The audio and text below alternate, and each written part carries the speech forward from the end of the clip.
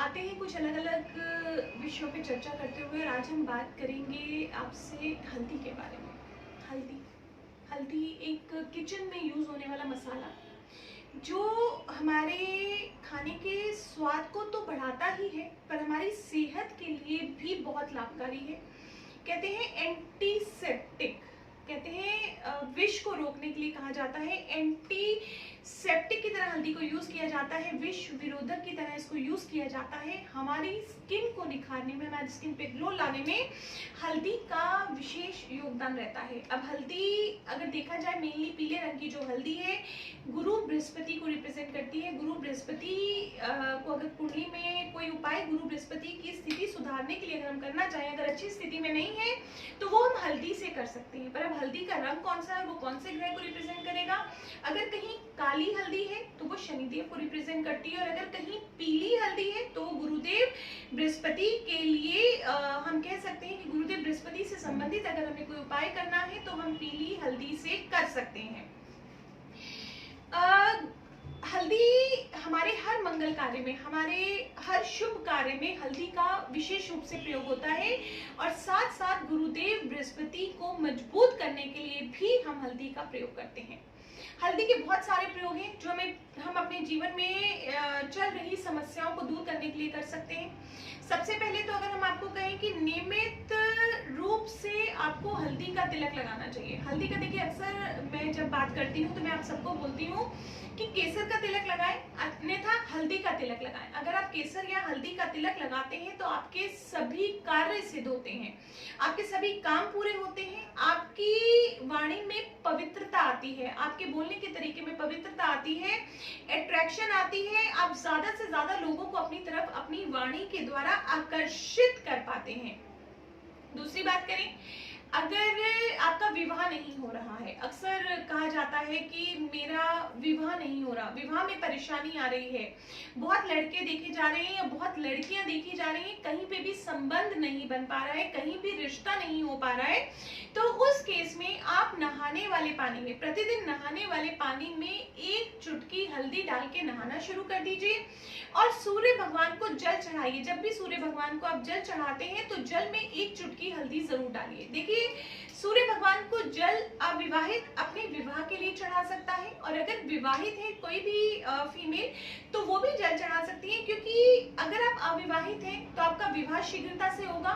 और अगर आप विवाहित हैं और विवाहित जीवन में कहीं कोई परेशानियां चल रही हैं तो उस केस में भी आप सूर्य भगवान को जल चढ़ा सकते हैं हल्दी डाल के, तो उससे आपके जीवन में चल रही परेशानियां कहीं ना कहीं दूर होंगी। घर में किसी भी प्रकार का वास्तु दोष है, किसी भी प्रकार की नकारात्मक ऊर्जा है, कोई ना कोई परेशानी मन में बनी रहती है, तो उस केस में आप घर की जो आपकी बाउंड्री है, जो घर की बाहर की जगह है, वहां पे आप हल्दी से एक रेखा बना सकते हैं। तो वास्तु दोष से आ रही जो परेशानियां हैं आपके जीवन में कहीं ना कहीं वो कम होती नजर आएंगी। आपके परिवार के सदस्यों का स्वास्थ्य अच्छा रहेगा। घर में नकारात्मक ऊर्जा महसूस करते हैं तो घर का जो आपका मेन गेट है उसके दोनों तरफ हल्दी से स्वास्तिक बना लीजिए। किसी भी घर की कन्या से हल्दी से स्वास्तिक बनवाइए ताकि जीवन में आ रही आपकी परेशानियां कम हो सके। बात करते हैं फाइनेंस की, पैसे की। अगर कहीं ना कहीं जीवन में पैसे से संबंधित परेशानी आ रही है तो गुरुवार के दिन आप हल्दी का जल लेके पूरे घर में उसका नियमित रूप से छिड़काव कीजिए। प्रत्येक गुरुवार के दिन हल्दी वाले जल का अगर आप अपने घर में छिड़काव करते हैं तो ऐसा माना जाता है कि गुरुदेव बृहस्पति की कृपा से आपके जीवन में लक्ष्मी की कभी भी कमी नहीं होती, किसी भी प्रकार की लक्ष्मी की कमी नहीं होती।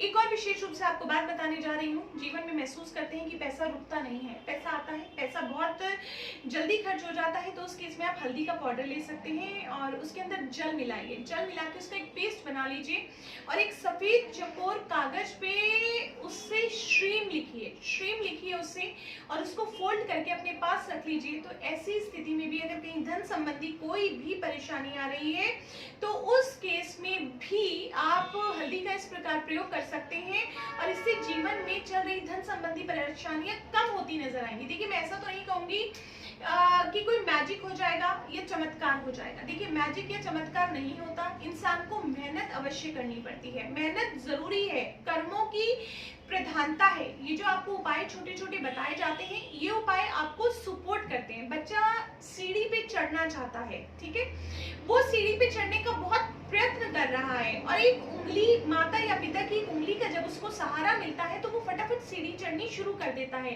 तो ये उपाय भी मात्र एक उंगली का सहारा होते हैं। अगर वो बच्चा प्रयत्न ही नहीं करेगा तो हम कितना भी सहारा देते रहें, वो सीढ़ी नहीं चढ़ पाएगा। तो मेहनत जरूर कीजिए। कर्मों की प्रधानता है, और कर्मों की प्रधानता से ही जीवन में आगे कामयाब होते हैं, और ये उपाय आपको सपोर्ट करते हैं ताकि जीवन में चल रही आपकी परेशानियां कहीं ना कहीं कम हो सके। गुरुदेव बृहस्पति आपकी कुंडली में अच्छे रिजल्ट्स नहीं दे रहे हैं, अच्छी स्थिति नहीं बन रही है, क्योंकि गुरुदेव बृहस्पति का कुंडली में अच्छा होना बहुत आवश्यक होता है आपके मान के लिए, सम्मान के लिए, धन के लिए, यश के लिए। कहते हैं पति की कुंडली में, पत्नी की कुंडली में पति की जो स्थिति देखी जाती है वो भी गुरुदेव बृहस्पति से देखी जाती है। अगर जीवन में कहीं आप गुरुदेव बृहस्पति की अशुभ प्रभाव महसूस कर रहे हैं तो आप मेरे को और भी अपने प्रोग्राम्स में कहते सुनेंगे कि एक सिंपल साबुत हल्दी की गांठ ले लीजिए, उसको पीले कपड़े में बांधिए, पीला धागा डालिए, गले में या हाथ में बांध सकते हैं, तो जीवन में चल रही कहीं ना कहीं परेशानियां आपको कम होती नजर आएंगी। बहुत छोटे छोटे से ये उपयोग है हल्दी के, इन्हें आप अपने जीवन में ला सकते हैं। गुरुवार के दिन हल्दी की माला से अगर आप गुरु के मंत्रों का जाप करते हैं तो आपकी बुद्धि तीव्र होती है, इंटेलिजेंट होते हैं, आप में हिम्मत आती है हर परिस्थिति को झेलने की, फेस करने की। तो ये जो उपाय हैं छोटे छोटे हल्दी से रिलेटेड आप कर सकते हैं, पर इतना जरूर एंड में कहना चाहूंगी कि कर्मों की प्रधानता है, मेहनत अवश्य कीजिए, ये आपको सहारा जरूर देंगे।